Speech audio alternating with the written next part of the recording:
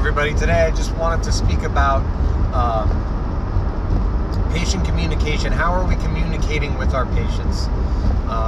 And is it effective? So really, I'm just going to give you an example. We just had a manager's meeting at our practice, and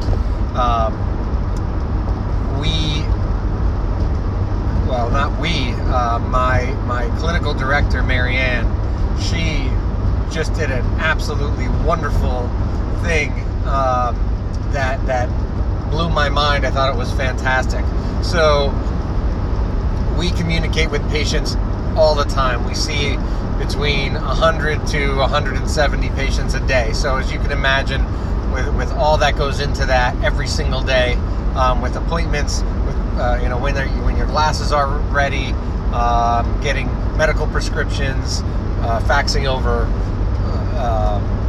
or emailing patient records, so many things, right? Recall. So we need to communicate with our patients, and we need to get in touch with them, actually get in touch with them, physically speak with them somehow. Sometimes a text or a voicemail doesn't do it, or an email. So we really try all of those ways. Now, what she had figured out, which is brilliant, is that we have, and I know not everyone has this, but if you don't, you may want to actually consider getting this. We have VoIP phones, so voice over IP phones, and our IT company deals with our phones. And the great thing is that with those phones, and maybe other phones, this in this day of age can get this information also, this data, is we know when we are getting in touch with patients throughout the day. We can figure out when we are actually calling a patient and the patient answers the phone. And when patients call us more throughout a day. So we see when patients call us more and when patients don't call us a lot throughout any given day.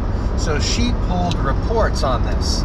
And from all of the data, she completely changed the protocol of when we call our patients. And this was in particular for patient appointments, scheduling patient appointments, recalls, or rescheduling patients for exams that they missed. So she changed the times on when our call center calls our patients.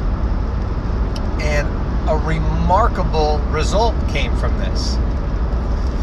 We see a large amount of Medicaid patients, and probably more than average Medicare population, but a large number of Medicaid. Probably more than 60% of our patients are Medicaid type patients. Usually, Medicaid patients' show rates are lower than non-Medicaid patient show rates. That's not always, but generally that is the case. And we were in that 60 to 65% show rate. And we always booked to that also. So we would overbook to make sure that we would see the proper amount of patients in a day. So we just didn't, lose 40% of our patients.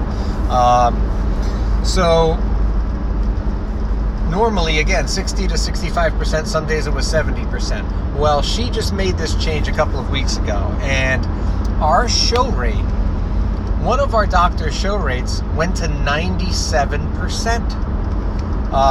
Most of our doctors were in the 80s, mid 80s% for show rate, which was phenomenal for our patient demographic. And yes, good problems go along with that. There were more people showing up.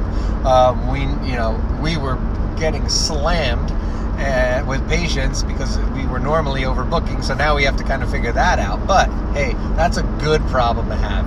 You want people coming through the door. We can fix those things, right? So again, trying to really dive into these types of things.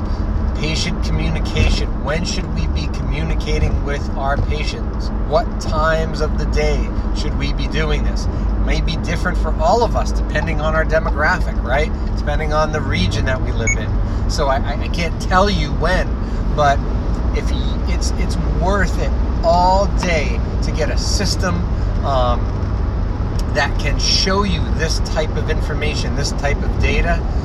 Oh my goodness, it's invaluable, this type of information, right? Because then you can really streamline and be efficient on when you can reach patients, get in touch with them, and grow, that's just more revenue. So that's it for today. Thank you.